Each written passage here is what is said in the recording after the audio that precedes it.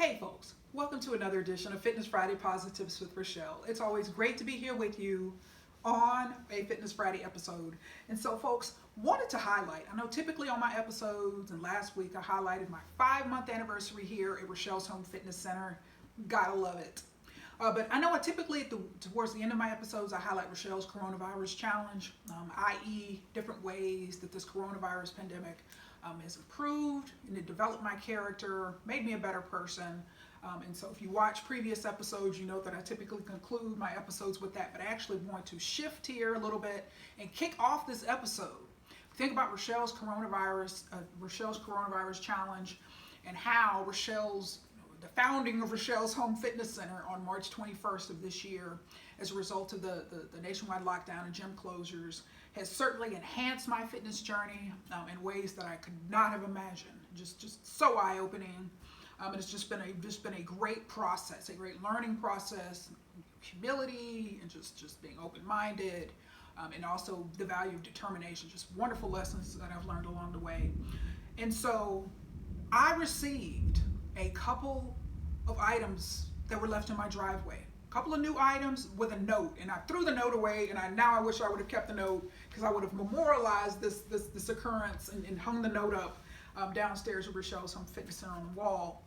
But anyway, there was a couple of items left in my driveway, brand new items, and that's what the note alluded to. I have these new items that I never used, and hopefully you can use them. So I don't know if it was a neighbor here in my subdivision. I don't know if it was someone here locally in Metro Detroit that watches Fitness Friday Posi-TIPS. That I don't know. I don't know who it was, quite frankly. But the items, and we talk about how week by week, how item by item, Rochelle's Home Fitness Center has certainly grown compared to where I started in March and where I am now, and it just continues to grow, and there could be surprises as these couple of items were. The first items, and it was still in the seal, but a pack, folks, a pack of exercise mats. Very hard to find these days. Great quality. You say I put these bad boys to use. Obviously earlier in the week, exercise mats. And so it was somebody that clearly knows that I'm a workout fan, so it could have been a neighbor, somebody around here that knew me or just knew my face or whatever from Powerhouse. There are a few of us, or a number of us out here. I don't know who it was, but all I know is I'm very grateful, very, very grateful for these exercise mats that I placed on the floor downstairs in my garage. Second, folks, I received, there were two of these short bar stools. And I remember initially I saw these and I thought to myself, okay, so what am I going to do with some bar stools? And so initially I put them downstairs and whatever, this and that. But anyway, my creative juices started flowing. And so what I have done, I actually have a couple of, I've had two big tower fans since I actually moved in. And so have them in, each of my bedrooms. I've kept them there, whatever, since I moved in. And so what I realized, and I've had one of them downstairs since about May, when the weather started warming up here a little bit. So one of them I actually had placed on top of my garbage bins. So when you see me on those Fitness Friday episodes downstairs in my garage, you probably see the very big green bins, my regular trash bin and the recycling bins next to it.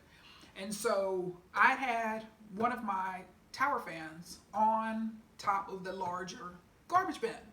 Hey, it's working well, whatever, this and that. But folks, I have since used one of these, and I place a yoga block here. So I place a yoga block right here, and I place one of the tower fans on top of it. And so it is literally right, okay, I'm 5'7", so it is literally like right, and I place it in the doorway facing me. So I have this fan is pretty much, in most cases, right directly on me. And I have it on fast, on the fastest speed. And so you know how big I am when it comes to temperature, because my workouts have always been very, very cardio driven. In gyms, my cardio workout is anywhere from an hour. There's always an hour minimum to an hour and a half when you see me in the gym.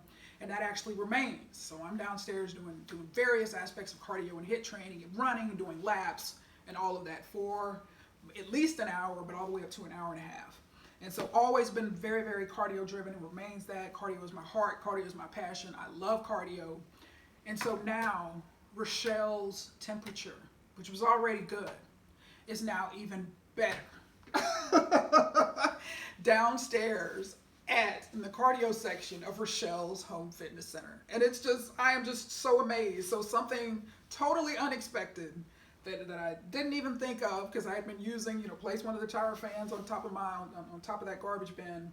And so it certainly had plenty of oscillating air in my garage, but now where I have it is right on me. I mean, we're talking eye level. The fan, the wind is just great. It's just great, folks.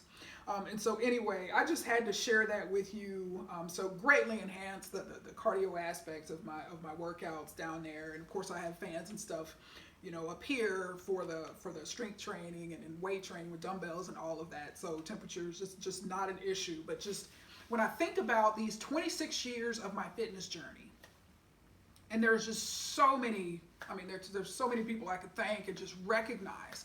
But as I often state, 26 years doesn't happen.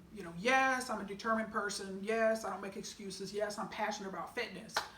And so that's only one piece of the equation. But there's also the part of the equation, whether it's been the gyms that I belong to, the countless gyms that I've visited on guest passes or whatever the case may be. But also, people who've encouraged me, sales managers that I've had who knew, like, don't schedule me to do anything, early in the morning, between 5 in the morning and 7 in the morning, because I'm at the gym, whatever the case may be. So there's many understanding people along the way who understood the value and respected my commitment to my fitness and my health and my wellness. But then there's an example such as this, where I don't even know who it is that I can thank in this moment, but certainly this is worthy of public recognition and thanks for just somebody leaving these new items on my driveway. And when I saw that exercise mat, I was like freaked out. It was just a wonderful thing. But it reminds me, I'm a very big giver. I'm a very big person of, encouraging and making people's day in various respects. But when someone does it to me, folks, it's a great feeling, particularly when you don't know who it is and you're like, oh, I don't even know who I can thank. But that just goes to show that, when you do things with right motives, you don't always need recognition. Recognition and all of that acknowledgement personally in terms of name and all that isn't necessary. So regardless of who it is, I certainly am so grateful. I'm so grateful. And Rochelle's Home Fitness Center continues to grow week by week. Gotta love it. I just love others' commitment to my own fitness, wellness, and health. And so, folks, moving on. I'm going to move this out of the way here. That's why I wanted to kick off this episode, to kind of get those two items that were kind of crowding me out of the way. I want to talk about fitness trends here as they relate to HR and human resources. And so human resources, of course, we know we're in the midst of a pandemic right now. And human resources and all of that, some organizations are obviously are desperately clinging on to survival. Just to be quite frank, and we know this type of thing is happening. But also, regardless of what is going on, human resources and your people should always remain a top priority. And there's so much going on in the fitness industry that particularly from an HR standpoint, we think about now the cleaning standards, just based on the COVID dynamic and increased sanitization that's occurring in fitness facilities. When you think about the SWOT analysis and how opportunities exist, particularly for entities and chains, which have always been very cleaning heavy, very cleaning focused, and having those brand standards like a Planet Fitness, you see the opportunity there. They've always had that mentality of, hey, we're going to keep our gyms clean, we're going to be cleaning often. You see that type of feedback when you also think too the opportunity that exists from an HR standpoint. So now what you see is all of these different chains for those that are open, depending on what part of the country an individual may be. But you see all of these chains, part of reopening pitches across the country and fitness facilities and all of that. Some fitness coalitions of entities came together, and that was always one of the top things emphasized. One of the top points is, hey, this is what we're going to do to keep these facilities clean and sanitized and decrease the risk of COVID transmission in our facilities. But when you think about it, again, entities that were already doing that, you can see from an HR standpoint, because now the whole industry has gone in that direction. There's going to be a lot of cleaning going on regardless of facility. And so entities like a Planet Fitness, from an HR standpoint, now that's an opportunity in terms of recruiting managers, definitely general managers who may have been at other chains, at other fitness facilities, who may have in the past been more reticent to come to a chain or come to a franchise location or corporate location of that chain because of the rigorous cleaning standards. May have said, that's just too much for me. I don't want to deal with that. I don't want to manage that. But now, since we see just across the board all of these types of facilities going into the heavy, intense cleaning and intense sanitization, those entities like Planet Fitness and others who have been very cleaning heavy historically, there's definitely an opportunity to recruit particularly top level managers from other entities, whereas before those managers, like I said, may have said, well, no, that's not a Planet, or those others are not an issue for me, but now, or not an option for me. But now there's certainly an opportunity that exists to recruit some talent that may not have been an option in many instances before. So that's why I'm always highlighting the SWOT analysis. And I forgot my little clipboard. Otherwise, I would be showing it to you right now. I'd be pointing out that SWOT analysis, that diagram. But you know the value of that, and recognizing, okay, so how does this dynamic and what's going on, how does that going to impact my facility, my facilities, my operations from an HR standpoint? What is going on? And so it's so important to recognize opportunities that are out there. Yes, we're in the midst of a pandemic right now, but folks, yes, there are still opportunities that entities are taking advantage of and actually growing their business, growing their entities, growing their corporations, even in the midst of a pandemic. So you got to have your eyes wide open and recognize what is going on and seize upon any opportunities that you may identify. And so, in speaking of Planet, I also wanted to kick off here, and I've got a couple of magazines that I'm going to highlight before I close. And so, you may have heard, and I was holding out to share this here on this HR-related episode. And so, Julie Skagel on August 9th, 2020. Now, I saw this article, and you may have heard of this by now, but the title of this article is Ohio Karen. And Karen is that moniker and that nickname that is used. Ohio Karen argues over wearing a mask at Planet Fitness. And so this received, the video went viral. You can see it on YouTube. And so anyway, but like I said, she published here, and there's actually a video of the interaction that you can see, and it's, like I said, it's also on YouTube, but you can find it. But that's why I always provide sources, so you can look on your own, you can research, you can take a look, you can watch this video. Very, very insightful. But it says, I'm not going to read all of this, but this was just an example. As I predicted weeks ago, anytime that you have, particularly from a compliance standpoint, you're going to have people that are going to resist, that are going to challenge, and I don't want to do this, whatever the case may be. But anyway, this gentleman, this employee, did a great job of handling this situation. Obviously it was video recorded, and he was aware of that. And so to be balanced, we always want to make sure that, again, when people know they're being recorded, it definitely.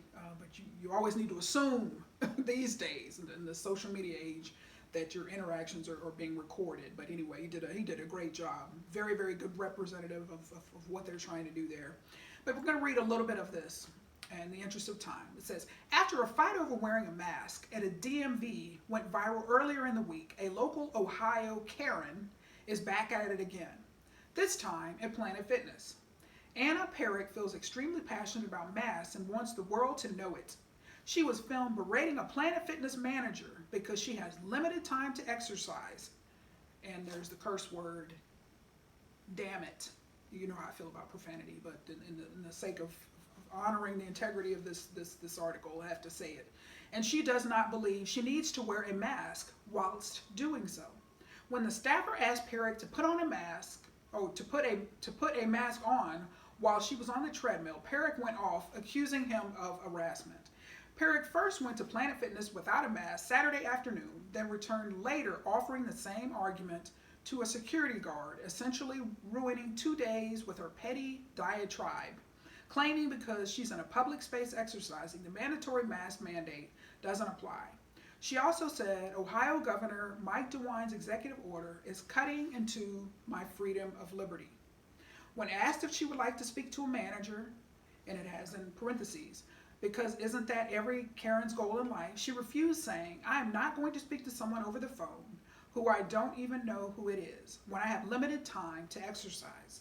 And all you're doing right now is cutting into my freedom of liberty. I want to exercise. I pay to exercise, Perrick said.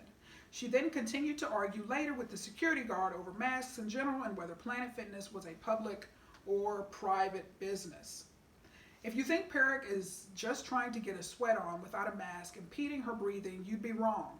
She also posted her own video to Facebook on Wednesday where she argued with DMV workers about why she refused to wear a mask. She repeatedly claimed she shouldn't have to wear one because she just wanted to accompany her boyfriend, which apparently means the rules don't apply to her. Perrick also claimed that because she was exercising, the mandate didn't apply, but seemed to miss the fact that the business as a company announced a global protocol on July 29th that states Planet Fitness to require face masks in all locations effective August 1. Just going to go ahead and read the rest of this here for in the interest of full clarity, context. The signs pertain to the governor's mandate, so if you want to enforce the governor's mandate, then enforce them correctly because they make an exception for exercising, she said. The exception is you don't have to wear a face mask when exercising. So, if you could please leave me alone so I can exercise, because at this point, I feel like I'm being harassed. And the article concludes by saying, okay, Karen.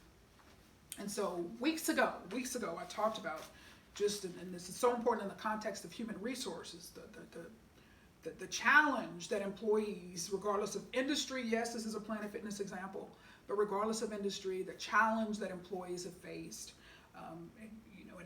adhering to compliance from corporate, whatever the rules, policies, and procedures in the midst of this COVID pandemic that we're facing, just some of the challenges that they're facing. And so this is not, by bringing this up, this is not a mass discussion of wearing or not wearing. This is just to show the employees, and particularly how they respond, and whether they're being recorded or not.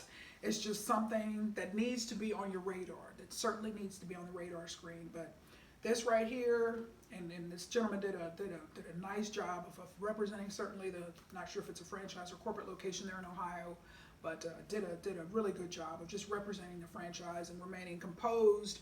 But we also see and also learned in this article that this individual, this lady, had other issues at the DMV, and so there's just all of this that's going on, and so it's not just nothing against Planet.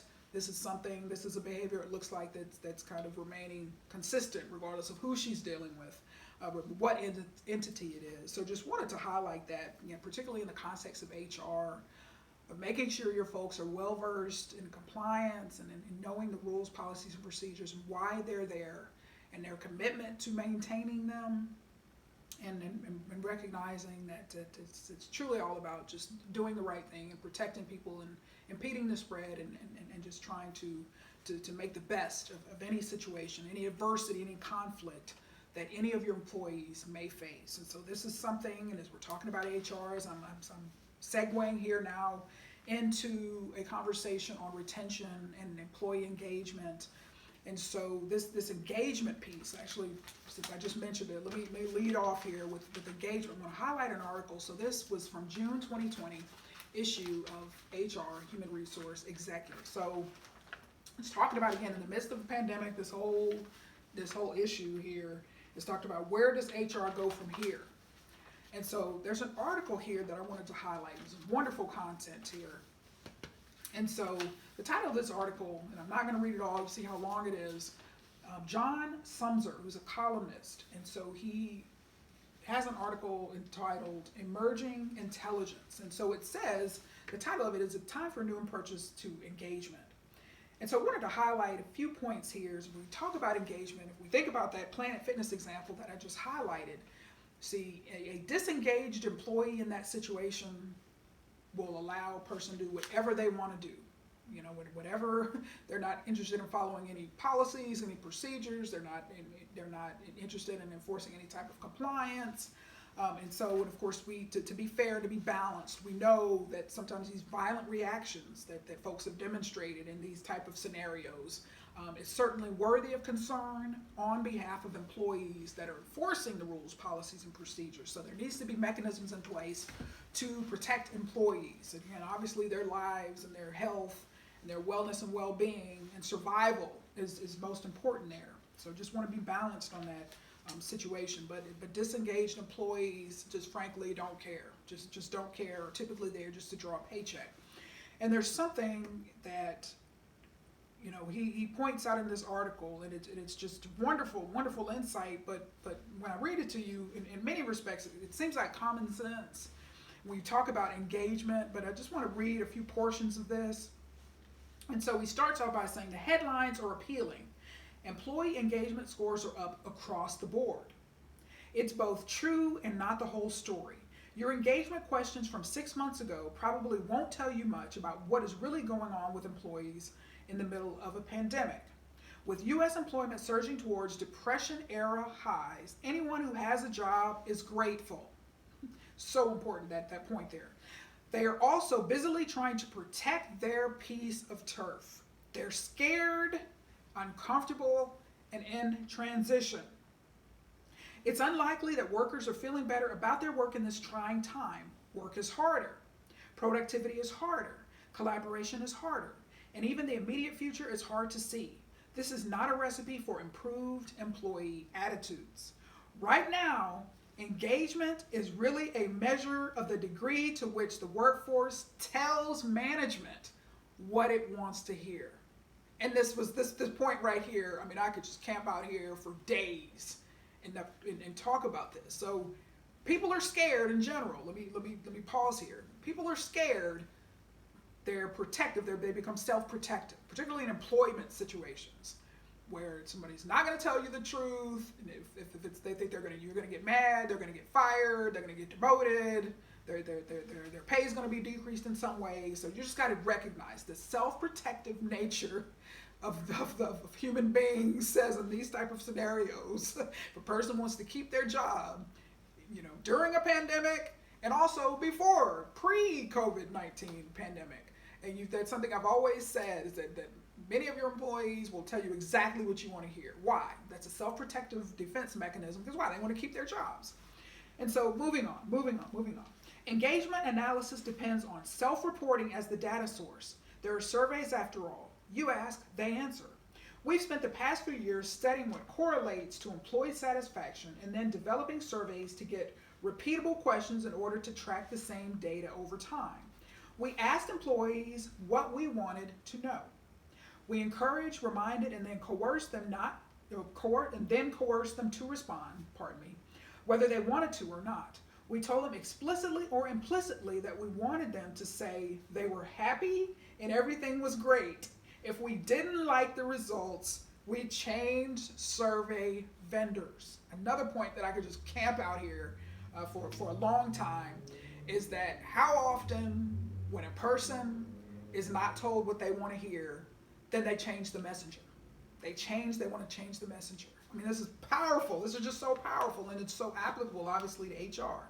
We didn't really want to know the truth. We never had any intention of changing things, and we rarely, if ever, asked people what they wanted to tell us. Self-reporting bias is a well-understood thing. Like eyewitness testimony, self-reported data is interesting, but never the whole picture. In the rush to have something positive to say about our current situation, the pundits have overlooked the obvious. Everything has changed, and we don't know when, if ever, work will look like it did before COVID-19. More so than ever, employees feel pressure to tell employers what they want to hear. Skipping a little bit here in the interest of time, to really understand what's going on in the workforce, you need multiple data streams. Asking employees is a good start, but we need different questions to be willing to listen to what employees have to say and be committed to doing something to address the issues we find.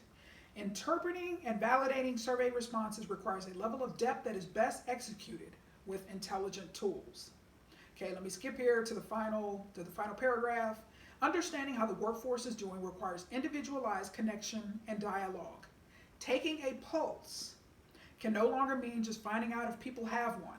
We need to find better ways to understand what is really happening, connect with each other in meaningful ways, and build the trust needed to move forward in a time where listening, curiosity, and having the right information are the foundation to adapt and innovate. So powerful, so powerful. Like I said, and yet so simple. So simple. People often want to be told what they want to hear, and if they don't like what they're being told, they will change the messenger. And in this case, as he alluded to, change the survey vendor. There must be something that this company isn't doing right because employees are telling us that they're not happy, or something isn't working, or something can be in this process or issue or scenario needs to be improved upon. So powerful, folks. And to wrap up this episode, I'm going to highlight this example, this issue. Well, no, it's another issue of HR executive. This is from March of this year. So obviously, right before the pandemic really took hold. And so the title of this article is, What's Keeping HR Up at Night in 2020? Obviously, again, this is old. We're talking about almost 6 months now. So much has changed. But it talked about retention. And so it says, and retention is something that is always going to be important, and it always needs to be top of mind from an HR standpoint. So it says, for the first time, retention has pushed to the top of the list of HR concerns. I'm going to read a little bit here that I have highlighted in the interest of time.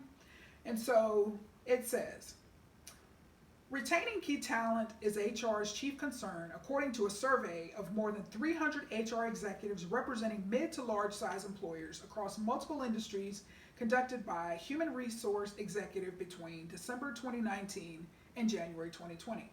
Slightly more than half of the respondents worry about retaining key talent, with the next most common concern being developing leaders and succession planning, followed by improving the employee experience and driving innovation and helping teams work together. Skipping some, holding the reins. Employee turnover harms nearly every part of an organization: sales, operations, finance, research.